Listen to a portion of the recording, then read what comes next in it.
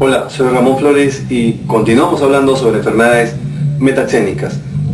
En esta oportunidad es sobre bartonelosis. Es ya una enfermedad producida por una bacteria, en realidad. Se trata de Bartonella basiliformes. Hay dos especies, Verrucarum y peruensis. El vector es el mosquito conocido con el nombre de Lutzomnia. ¿Cuál es el criterio clínico? ¿Cuándo sospechamos, cuándo hacemos el diagnóstico clínico de esta enfermedad? Bartonelosis. El paciente vendrá en la etapa aguda, en la etapa febril, con fiebre y anemia severa. El paciente que viene de zonas endémicas, ¿cuáles? La Sierra Central, ceja de selva, y que viene por fiebre y anemia severa, esto es bartonelosis en la fase aguda hasta que se muestre lo contrario. Además, en el examen físico encontraremos hepatoesplenomegalia. Luego vamos a ir precisando mejor según las etapas que atraviesa esta enfermedad. Fase aguda, conocida con la enfermedad de Carrión, nuestro mártir de la medicina peruana, donde en esta fase se va a aislar las formas bacilares de la Bartonella, como están viendo en su pantalla. El paciente presenta fiebre y anemia severa. También puede presentar cefalea intensa, mialgia intensa. Y como el niño de la foto, edema facial, y si observamos la mucosa oral, lesiones ulcerativas en la mucosa oral. También puede asociarse ictericia. En este mapa epidemiológico tenemos la zona epidémica de bartonelosis, Ancash y Jaén. Y según esta serie es mayor la frecuencia en Jaén que en Ancash. En cuanto a la fisiopatología, hay una predilección por la Bartonella por los globos rojos, por eso que se presenta la anemia severa. Hay hiperproliferación de células endoteliales en respuestas a factores angiogénicos. Y puede llevar a hepatoesplenomegalia, disminución de la inmunidad y linfadenomegalia. En la fase hemática intercalar, donde ya destacan las formas cocoides y que va a durar de 1 a 3 semanas, inclusive hablamos de muchos meses, no hay síntomas, el paciente se siente muy bien. Ya en la etapa crónica aparecen las lesiones cutáneas, como están viendo en su pantalla en la diapositiva, las formas miliares. Los verrucomas son pápulas de color rojo vivo, de más o menos 3 milímetros de diámetro, que producen bastante escozor y pueden ser en número más o menos moderado. Eso es en la fase eruptiva. ¿Qué se aíslan de estas lesiones? Formas bacilares y cocoides. Duran entre 3 a 6 meses y la buena noticia es que no dejan cicatriz. Luego hay una forma ya de mayor diámetro, mayor tamaño, son los verrucomas, que son de 5 milímetros a más. En este caso estas lesiones ya son pediculadas, sésiles y se erosionan y son friables, sangran con más facilidad. Y por último, en las zonas extensoras de brazos y piernas podemos encontrar ya nódulos, lesiones de mayor diámetro. ¿Cómo hacer el diagnóstico de bartonelosis? Para eso disponemos también de este cuadrito que nos va a ayudar muchísimo. En la fase aguda, fase eruptiva y fase asintomática. En la fase aguda, ¿cuáles son las mejores pruebas? Están ahí de color marrón. Frotis y hemocultivo, 2 cruces. Y también PCR, 2 cruces. Esas son las mejores pruebas para la etapa conocida como la enfermedad de Carrión. En la fase eruptiva casi todas tienen el mismo valor diagnóstico excepto Frotis. Y en la fase sintomática solamente PCR. Entonces, al igual que en la enfermedad de Chagas, aquí la reacción en cadena de polimerasa es la mejor prueba, es la prueba que tiene mayor valor diagnóstico para hacer el diagnóstico, vale la redundancia, de esa enfermedad. Pregunta tomada de otra fuente. Esa es una muy buena pregunta, tomada de una universidad local, limeña. Es un paciente joven de 16 años que está procediendo de Caraz, Ancash, que son endémicas de bartonelosis. ¿Por qué viene? Está viniendo por anemia aguda, severa. Hasta ahí ya podríamos plantear el diagnóstico. Un joven que procede de Ancash y que viene por anemia severa y que tiene trombocitopenia. Hasta ahí tenemos ya el diagnóstico clínico de bartonelosis etapa aguda. Y más aún si después seguimos leyendo y tiene fiebre. Además de eso, desarrolla el cuadro de insuficiencia cardíaca congestiva. Teníamos que preguntarnos, haciendo unidad clínica, ¿bartonelosis está llevando al desarrollo, a la complicación con insuficiencia cardíaca? Nos preguntamos. Y sí, bartonelosis puede. Una de las complicaciones a nivel del corazón es desarrollar insuficiencia cardíaca congestiva. También se encuentra en el ecocardiograma bloqueo de rama derecha. Es decir, el componente M en B1 y el componente W en B5, y un QRS de 0,11 a más, un QRS de mayor duración, prolongado. También teníamos que preguntarnos si es que bartonelosis puede producir bloqueo de rama derecha. De repente, no. Hay imagen de neumónica en una radiografía. Bartonelosis sí puede producir también neumonía.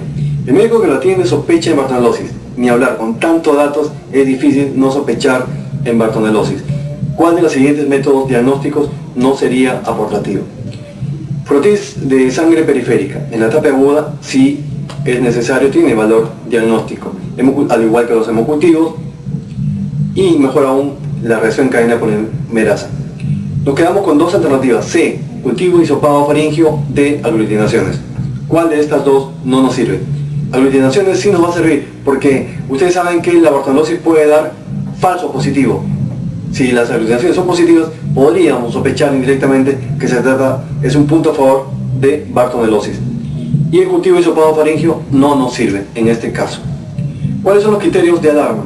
Además de fiebre alta o persistente y taquicardia, pulso débil, puede desarrollar incluso el paciente hipotensión arterial, compromiso del estado de conciencia, difusión orgánica a nivel renal, que se traduce en oliguria, un volumen urinario en 24 horas menor de 500 cc, o si lo vemos en una hora, un volumen menor de 0,5 por kilo hora. Es la forma de expresar la oliguria por hora. Además, hipotermia, púrpura, anemia severa. Complicaciones. Vamos a las complicaciones. Las complicaciones más frecuentes están a nivel del sistema nervioso, 68%. Las complicaciones más frecuentes de bartonelosis se dan a nivel del sistema nervioso, seguidas de a nivel del corazón, 27,2%. Y luego ya la mortalidad, 9%.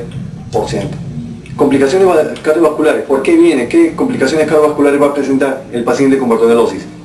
Soplo sistólico de la cabeza, que podría ser un soplo funcional. Hipotensión ortostática, la caída de la presión arterial sistólica más de 10 milímetros al cambio de posición de decúbito a sentado. Cardiomegalia, disnea de esfuerzo. Serían las principales complicaciones cardiovasculares, y si revisamos todas vemos que ahí no hay bloqueo de rama derecha. Complicaciones hematológicas, las más frecuentes: palidez, no solo por la anemia sino también por vasoconstricción, anemia severa, 71%, púrpura, trombocitópenia, plaquetas menor de 10.000, inclusive un valor bastante severo. Complicaciones neurológicas, las más frecuentes: depresión de conciencia, aumento del sueño, Babinski bilateral incluso, el paciente puede convulsionar, puede llegar al coma, y podemos encontrar en el examen físico signos meningios. Luego hay otros signos más que están dentro de estas complicaciones neurológicas. Complicaciones infecciosas, en este caso se habla de asociación. Bartonella llama a otras bacterias, Bartonella llama a parásitos, Bartonella llama a virus. Y esto es motivo también de pregunta de examen, tanto en salud como en ENAM. ¿Qué bacterias llama Bartonella? Salmonella, Shigella, Staphylococcus aureus, también llama Mycobacterium tuberculoso, a Leptospira. ¿A qué parásitos llama la Bartonella? Plasmodium vivax, Toxoplasma. Pregunta de examen de otra fuente. Dentro de las manifestaciones clínicas que presenta el paciente de la pregunta anterior, se refiere al caso anterior, ¿cuándo es complicación de la fase anémica de la bartonelosis? ¿Insuficiencia cardíaca congestiva? Sí es una complicación. ¿Bloqueo de rama derecho? No es una complicación. Derrame pericárdico, neumonía y trombocitopenia son parte de las complicaciones que puede dar bartonelosis. Otra pregunta, tomada de examen de residentado. ¿Cuál de las siguientes infecciones es más frecuente en pacientes con bartonelosis? Esa es otra forma como formulan las preguntas. La asociación entre Bartonella y bacteria y parásito, etc. Neumonía por Pneumocystis jirovecii, bacteriemia neumocócica, bacteriemia por salmonella, erupción por herpes zóster, neumonía por Haemophilus influenza. Y la asociación mencionamos de bacterias salmonella, shigella, estafilococo aureus. En este caso la respuesta es bacteriemia por salmonella. Otra pregunta tomada de otras fuentes, siguiendo con la misma línea de la asociación con otros microorganismos. Además de la salmonelosis, ¿qué otras infecciones secundarias acompañan frecuentemente la fiebre de la orolla? Sarna castrosa, encefalitis viral, no. Hepatitis viral, influenza, tampoco. Paludismo, sí. Tuberculosis, también. Micetoma, leishmaniosis podría ser. Criptococosis, dengue. La respuesta en este caso es la asociación con el Plasmodium y Mycobacterium. La respuesta es la alternativa C. Vamos al tratamiento. ¿Cuál es el tratamiento recomendado para bartonellosis? Es la recomendación clase 1, nivel de evidencia C. Ciprofloxacino por vía parenteral o endovenoso, 2 veces por día por 2 semanas. Alternativas, amoxicilina, ácido clavulánico. Pero si vemos según la recomendación del MINSA, sería la combinación de ciprofloxacino más ceftriaxona. Y en las gestantes, ceftriaxona. Como alternativas, en adolescentes, podría ser acitromicina. Pero finalmente recordemos nada más ciprofloxacino más ceftriaxona. Y si es gestante, ceftriaxona. Ven esa foto, ojalá que no ocurra eso, porque siempre debe el amor estar siempre adelante. Que no muera Cupido.